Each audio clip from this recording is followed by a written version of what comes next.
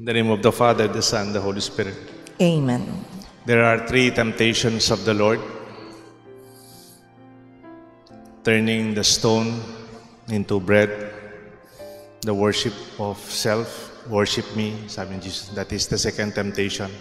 Called it idolatry. Idolatry is not really the worship of images or statues. It's the worship of self. When you see yourself greater than others, making yourself like a little God. And the third temptation is ego massage. When you show that I am the Son of God, to show that I have authority, to command His angels to protect me. However, for the purpose of time management, we will focus on one. The first temptation, turning stone into bread. Sabi nga nung professor namin noon, there are 375 reasons why Jesus is able to resist temptation. I will give you one. Kasi yun lang yung alam niya. So, I will just give you one. Let us just focus on one. To turn the stone to bread.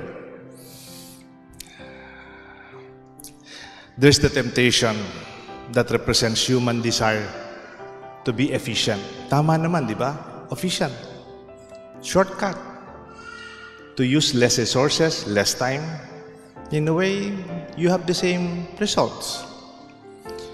Desire for shortcut, the quick and easy fix. In today's world, we are drawn to efficiency, faster processes, instant results.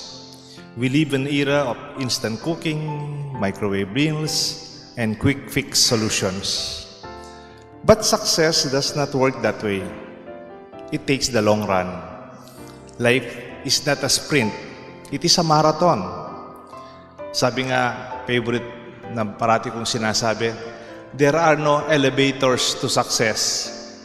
You have to take the stairs.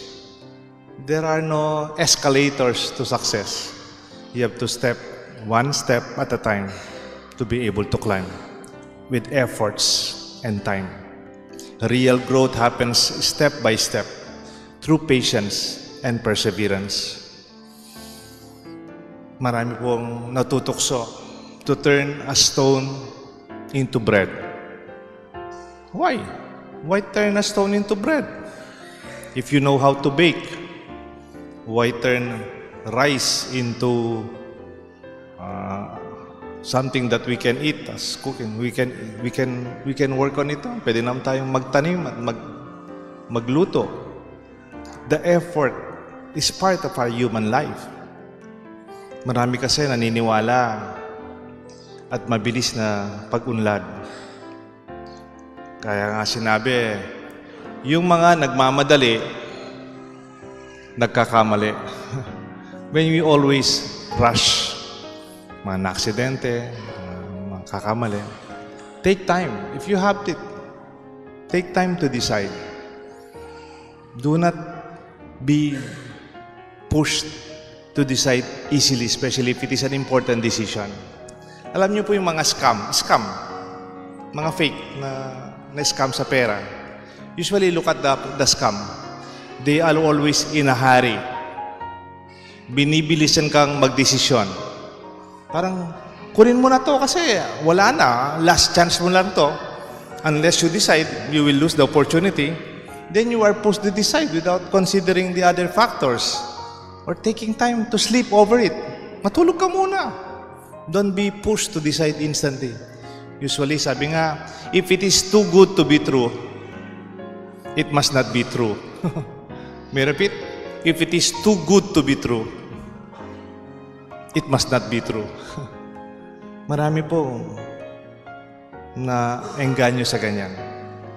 In fact, dito sa parokya ko, sa parokya natin, sa Holy Cross, Sapang Bato, katatapos lang po ng malaking scam. Pyramiding. Di ba? Matagal na yan. Yung pyramiding, yung you give your money in informal sector, not through the banks, not through formal means, walang documentation na maayos, and then they will give you big yield, big interest in a short time. Siyempre, maengganyo ka. Bibigyan ko pa bigger money. Yung iba nga daw, nag-loan para lang magkaroon ng share dun sa pyramiding. Hindi naman mayaman ang Sapang Bato, hindi naman po kayo mayaman doon. But napalabas sila yung mga perang malalaki. And you know, biglang nawala yung kanilang coordinator. And they cannot find him. And they lost the money. Do not be tempted to turn a stone into bread. Go through the process. Enjoy baking. Enjoy preparing your oven. Enjoy cooking. Kasama po yan. Like the journey, it's not only the destination, it is the travel. Enjoy the moment. The place where you go through, the scenic. I ask you, baka mas marami po kayong alam sa akin. Teach me mamaya, pagkatapos ng misa, tell me, do you know somebody na yumaman sa casino? Ako, so far, wala akong alam. Do you know somebody who became rich because he was playing in the casino? I mean, talagang big time. Do you know somebody? So far, I don't know. Maybe I know somebody naka-jackpot minsan, but it does not sustain a wealthy, successful life. I don't mind going to casino if you want to go. Maybe just to relax, just to matanda na, just have some time to unwind, okay lang. Pero if you think going to casino will sustain your livelihood or will make you wealthy, I'm sorry. It does not happen yata. So far, I do not know somebody na yumaman because of that easy winning. We really have to take the stairs. Mabuti pang tanungin niyo ko if you know somebody who lost a lot of money, nagkautang-utang pa because of going to real big time casino. I know somebody, 1 or 2 or 3. Even in weight, in health, I'm sorry. Some people want to lose weight. Uy, sounds familiar. Gusto nila pumayat to have a better shape. Or even maybe to be healthy. That's good. But sometimes you read something, you take these pills. In 30 days, you will lose weight. In 30 days, you will look better. Siguro nga, in 30 days, you will lose weight. Or maybe in 30 days, you will look better. But I tell you, after 30 days, you will gain the weight again. Because good health, and even good shape, maybe a good weight, it's a lifetime process. It's called lifestyle. It's how we live our life every day, our choices. It's not something that you take from the outside to make you good. It's a lifetime that takes that arduous daily sacrifices to letting go of your favorite cake, favorite drinks, and the sweet things that we have. Sorry po, no. Hindi po ako talaga mapakali. Do you know that bridge in Isabela? Isabela ba yun? Yung bridge na nag-collapse? I'm not an engineer. I'm not an architect. But I really feel for the Filipino people. Do you know how much that bridge is? 2.1 billion. And I think that comes from loans, if I'm not mistaken.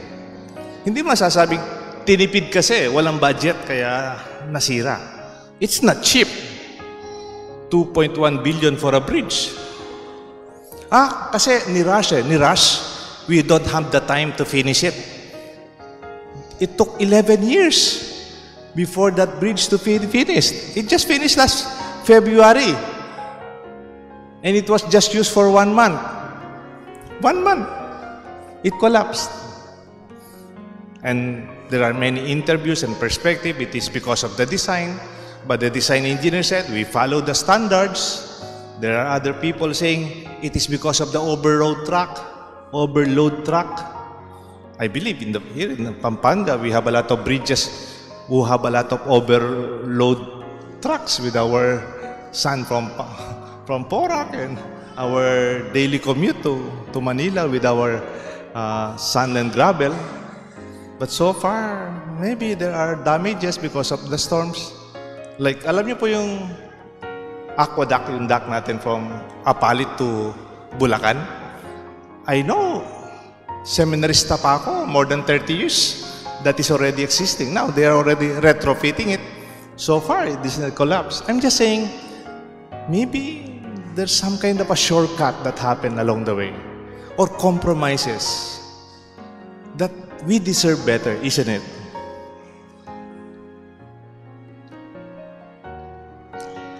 In fact, sorry, I'm commenting on some political concerns. I heard our PhilHealth contribution was increased again. But in fact, PhilHealth has excess money by the millions. The sad thing, the savings and the excess from PhilHealth was decided to be used by the politicians, not by the sick people. You know, as a priest, I anoint people in Sapang Bato. Sabi ko, why did you give up dialysis? Ba't ka humintong magpa-dialysis? Father, I cannot afford anymore because our dialysis in the public sector is only up to this month, our budget, and I could not afford the rest. I have to give up. It's too expensive. I anointed many people who have cancer. Alam niyo po yung ininom niya, may cancer. What is your medicine? I'm taking paracetamol. Cancer? Paracetamol? Para lagnat lang yan, di ba? But they are too poor. I have to anoint them and even cry for them. You know why? Our government can do better than that. And then you have excess for PhilHealth, then it means it does not really go to where it should go. This is turning stones into bread. We have to take the long process to reach the real people who deserve. Huwag po kayo magalit. Kahit sa weteng, the everyday betting of lottery. Yes, maybe one day you will win 20,000, maybe 40,000. But that will not make you a successful person for a lifetime. Maubos lang yan sa balato. Good time. But real success happens every day. Ibili mo ng tinapay yung tinataya mo sa wedding. That is real success. Ibili mo ng baon sa mga bata to the school. That is real success. Every day. The everydayness of our efforts. Do not turn the stone into bread. You have to learn how to bake. You should learn how to wait. You should learn how to cook yourself. Effort. I watched a movie. The title is Click. Click. It's about a remote control. There's this architect who is a big-time architect Montes. He was designing hotels and big buildings. When you design hotels and big buildings, they design it by floor, by room, and the details. He's the overall head architect. His life is very pressured. It's very stressful. And he works even at home. Overnight. Work from home. And then, at home, they have very many remote controls. Remote control for the TV, remote control for the music, remote control for the lights, remote control for the keys of the cars, and the doors of the garage, and so on. And then, one of the remote controls was broken. He had to go to the shop to buy a new remote control. It was a mysterious shop. Because the vendor in that shop knew his life. He said, I know your life. You live a very pressured and stressful life. Instead of just giving you this remote control that you need, I will give you a magic remote control. When you have problems or so difficult, you can pause the situation. It will stop. If you want to avoid the difficult situation, you can forward. You can go to the next day. It will be done. Just put the day you want to reach. But you cannot reverse it. There are no rewinds. You have to move forward. And then, out of curiosity, he bought the mysterious remote control. And then he was working.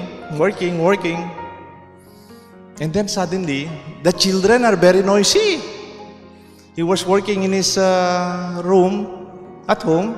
The kids were playing. They were even fighting and running.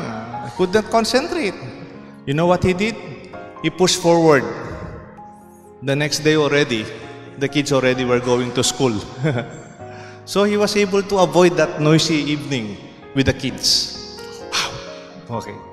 One night he was again working, rushing with his architectural projects. The wife was nagging him. The wife was talking about the problems in the kitchen, talking about the details of their bills, and the wife kept on nagging him. He was working. And then he looked at the remote control. He said, I will try this. He used the remote control and paused the wife. And the wife stopped talking. Oh, this is nice. He said, do you want to buy the remote control? I have one. Anyway, and then there are many instances that he really avoided difficult situations. In fact, one big project, he was so pressured, he could not handle it.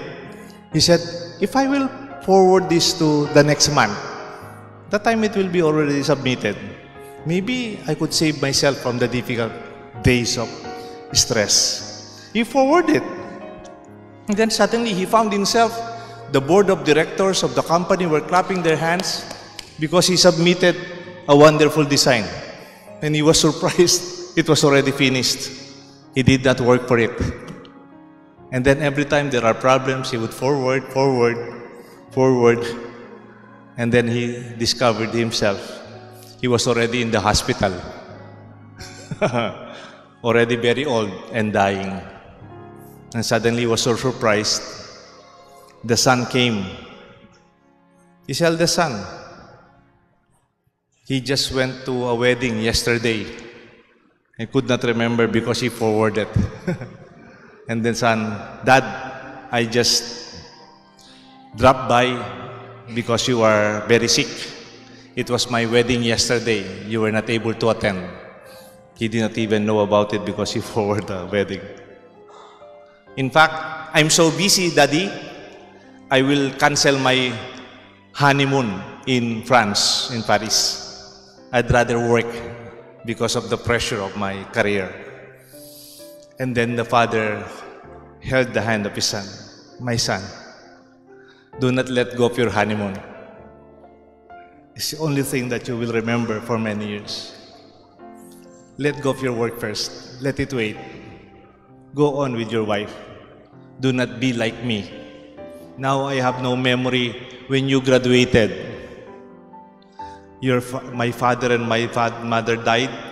I was not able to visit them because I forwarded my life.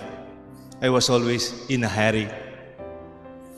I was not able to savor one day at a time. My dear friends, we are a very, very busy society today. We do not like traffics, of course. We don't want to wait in lines, of course.